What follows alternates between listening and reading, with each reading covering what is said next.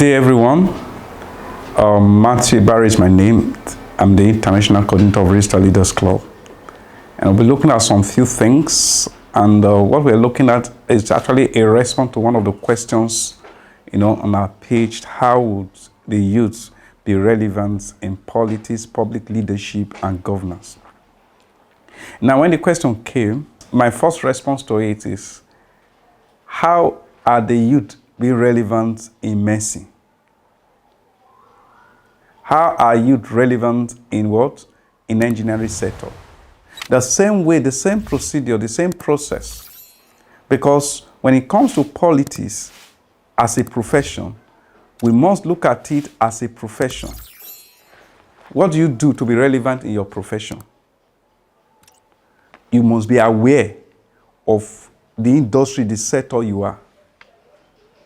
You must be knowledgeable, get knowledge, study, read books. As an engineer, after your primary school, your secondary school, you get to the university, you want to get a certification, there are courses you take, you broaden your mind.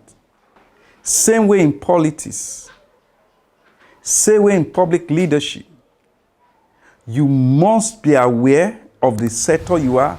You must gain knowledge, research, read books, study people who are there, who has gone ahead. Build network. You must be aware of the sector. Number two, you build, develop, grow, get knowledge. Number three, build network. In building this network, most times people feel they come into politics today, tomorrow they want to be in an elective position. And they met people there. And when they are not getting in, they are telling you, you keep hearing them shouting, youth are not given the chance. Youth are not given the opportunity. No, you met people here. What have they done? Now, in building your network, you must understand your values. What is your value? You must understand how relationship works. To be relevant in politics, that's what we're looking at. How would youth be relevant in politics? We talk about being aware of the sector you are, the profession. We talked about knowledge. We are talking about networking. And in talking about networking, we're talking about the first thing in networking is to build relationship. And in building relationship, you must understand your values. You must understand that relationship is not cheap. It comes through sacrifice. It comes through endless investment. Sometimes you are investing on someone and it's not even concerned. Sometimes the more you try to build the relationship, the more the person is bringing it down. Another thing is you must develop your capacity for engagement. Be informed and engaging. There are some people, they just want to be heard. They don't want to hear anybody. And such a person can be relevant. The way you want to be heard, other people want to be heard. Ready to offer support and help to people. And most time when you hear support and help, people always look at it as monetary, money. It's not always money. Sometimes a counsel, an advice. Sometimes even a phone call, a chat up. But most of us, we are so consumed with our ambition, with our vision and goal, forgetting everybody and want everybody to come and join us to get to where we are going to. It's not real. It's not true. In building that network, you must be authentic. Don't live a fake life. Don't tell people who you are not. Be down to earth. People want to relate with natural beings. You must keep learning from people. People have passed through that route. They have made mistakes. They have learned. Share insights. Don't always believe that what you know is not for everybody. No.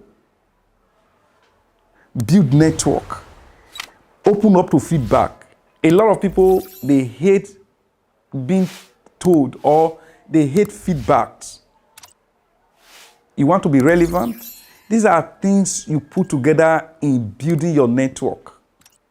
When people see you are open to feedback, you are open to corrections, you are open to learning, you respect their person, they are hard, they are relevant to you, they submit to you, then you have able to build a network. Now, it is this network you use in negotiating. Remember, we say politics is a profession that is for people who are skillful negotiators. Now, you have a network to leverage on to negotiate your way to relevance. Another thing is, I've talked about sacrifice. I'll be talking about loyalty. Are you loyal? You must be loyal to authority. You must be a man of integrity. You know, when people discover that you cannot be trusted, so they can't trust anything in your care. That's what politics is all about. They can't trust you with words, so they can't trust their future in your hand. You can have a beautiful vision, a beautiful goal, yes. But can you be trusted? Can the people rely on you? Even you, okay, fine. You want to be relevant in the, in the general scene of politics. How relevant are you even in your community? Have you rendered sacrificial service to your community? Have you done voluntary work for people? How many times have you organized the youth in your community to clean the streets? Someone was telling me he belonged to one organization once, sometimes that they just get a soap, get water, and going from house to house to wash people's car for free. Service. At another time, they went to a street, they cleaned up the street. Service. Oh, who is behind this? This man. You are gaining relevance in your community. In your community. What's your ideology? Do people have something they can say, oh, this person stand for? Of course, like I was discussing earlier today with some of honorary members of Registered Leaders Club, I told them when you look at the political setup in Nigeria, for instance, across various parties, we don't have people with ideology. That's why you see somebody come into an office through a political party. When he gets there, he dropped that political party to enter the political party that fought him, that contested against him of getting that position, and he joined them. No ideology. So do you have an ideology? Yes, if you have an ideology, your ideology, people can't buy into it in 1 year. They can't buy into it in 4 years. It will take you an average of 8 years, 12 years for people to believe in your ideology, to follow it up. They have a reference. Like they say, if you are not standing for anything, you fall for everything.